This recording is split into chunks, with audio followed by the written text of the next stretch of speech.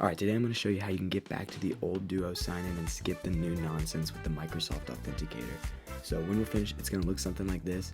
This pop-up pops up, you come up here, you click the little button, and then you just have that, and then you just hit verify, and you're done, you're logged in. To start, you're going to go to this link, it's in the description of the video, and you can see it right here. When you get there, you're going to have to log in. You'll see something like this. It might be a little different, but you'll have the same, hopefully, this idea. And so basically, instead of having the app on your phone, you're going to have the app on your computer as a browser shortcut.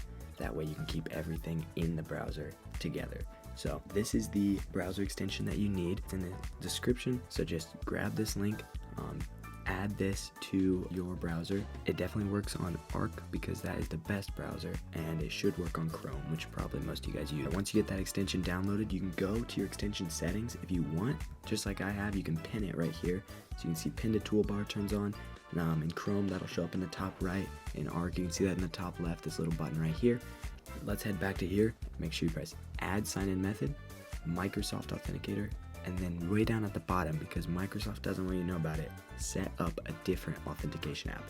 Then it'll say set up, you hit next, and you'll see this QR code. This is where you're going to want to hit on that authenticator app, and then in the top right of the little pop-up, you're going to hit this little QR code scanning looking thing. When you click on that, it'll show up something like this, and you're going to want to drag your mouse over the QR code to select it. This lets the app connect with your Microsoft because it thinks it's a phone scanning it, but the app is basically like acting as your phone, scanning the QR code, pairing into your Microsoft account. Just like that, you can see it says this account has been added. So we're going to hit OK, and then we're going to hit next. And then to confirm that it works, it lets you do like a test run where you're basically putting it in. Another thing I recommend is up in the authenticator window, when you're in this thing, you can just hit the settings right here, and then you can go to preferences, and you can do this autofill, which basically just types it in for you instead of doing like a copy paste. You're going to click on the extension, and then you're going to click on the code, and it's going to send it right into for you. Then you hit next, and that's about it. So let's go test it out in a new sign-in page. I'm just going to click on my name up here and click sign out. It should meet you with a page like this. It should say enter the code displayed in the authenticator app. Then you just click on that authenticator app, click on the code, and hit verify. And that should be it. And it should log you right into exactly whatever you're trying to get into. Now, if you have issues with it still trying to get you to use Outlook or Microsoft Authenticator or whatever it is, it's really going to try and push those so you can delete them out of here so that it just can't even ask for them. So as you can see, Microsoft Authenticators right here, I can go ahead and delete that, and then it will just never be able to ask me for that. In the description, I have a link for the 2FAS authentication app for your phone. So when you're not using your laptop and you want to log in, this is even better than Outlook and whatever else. Not quite Duo level, but it's pretty good.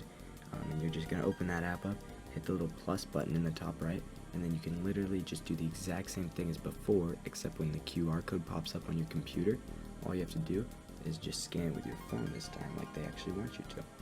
Then it should pop up and say almost done. To finish pairing, you just need to type in this token, and on the screen you're just going to type in that token that's straight off of your phone, and you're good to go. Now this code refreshes, and you can see as it's refreshing in the app. If you're on like a lab computer or something, you can just use that exact same app, and you can pull that up and just use the code that's generated on there. Yeah, should work pretty flawlessly. This is another random extension I found. It literally has 1 rating, and it's Purdue Campus Auto Select. Got 43 users, and it saves you 1 button in it anytime you log in.